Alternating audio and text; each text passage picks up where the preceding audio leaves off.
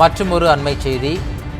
தாவேகா ஆட்சியில் நாளுக்கு நாள் கொலை, கொள்ளை, பாலியல் வன்கொடுமை சம்பவங்கள் அதிகரித்து வருவதால் மக்கள் அச்சமடைந்துள்ளனர்.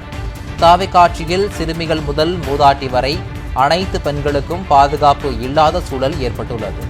தாவேகா ஆட்சிக்கு வந்த 50 நாட்களுக்குள் தமிழ்நாட்டில் 5க்கும் மேற்பட்ட கொடூர ஆணவ படுகொலைகள் நடந்துள்ளது என்றும், தாவேகா ஆட்சியில் நிர்வாக திறமையின்மையால் தமிழ்நாடு மீண்டும் இருண்ட காலத்திற்கு செல்கிறது என்றும் தெரிவிக்கப்பட்டுள்ளது.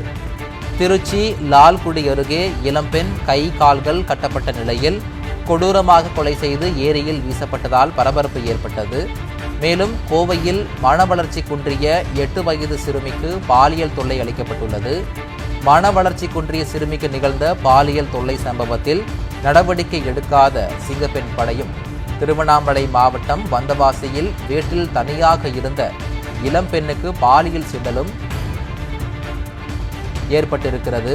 பாலியல் சீண்டல் குறித்து புகாரளித்தும் சிங்கப்பெண் போலீசார் நடவடிக்கை எடுக்கவில்லை என கேள்வி எழுப்பப்பட்டுள்ளது. அண்மை செய்தியாக பார்த்துக் கொண்டிருக்கிறோம்.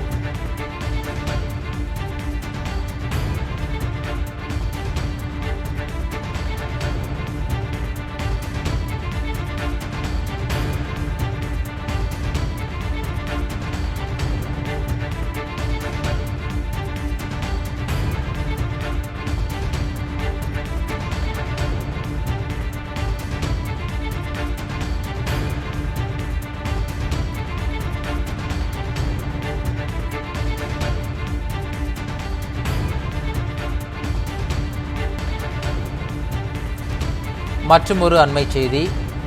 தாவேகா ஆட்சியில் நாளுக்கு நாள் கொலை, கொள்ளை, பாலியல் வன்கொடுமை சம்பவங்கள் அதிகரித்து வருவதால் மக்கள் அச்சமடைந்துள்ளனர். தாவேகா ஆட்சியில் சிறுமிகள் முதல் மூதாட்டி வரை அனைத்து பெண்களுக்கும் பாதுகாப்பு இல்லாத சூழல் ஏற்பட்டுள்ளது. தாவேகா ஆட்சிக்கு வந்த 50 நாட்களுக்குள் தமிழ்நாட்டில் 5க்கும் மேற்பட்ட கொடூர ஆணவ படுகொலைகள் நடந்துள்ளது என்றும், தாவேகா ஆட்சியில் நிர்வாக திறமையின்மையால் தமிழ்நாடு மீண்டும் இருண்ட காலத்திற்கு செல்கிறது என்றும் தெரிவிக்கப்பட்டுள்ளது. திருச்சி லால்குடி அருகே இளம்பெண் கை கால்கள் கட்டப்பட்ட நிலையில் கொடூரமாக கொலை செய்து ஏரியில் வீசப்பட்டதால் பரபரப்பு ஏற்பட்டது. மேலும் கோவையில் மன வளர்ச்சி குன்றிய 8 வயது சிறுமிக்கு பாலியல் தொல்லை அளிக்கப்பட்டுள்ளது.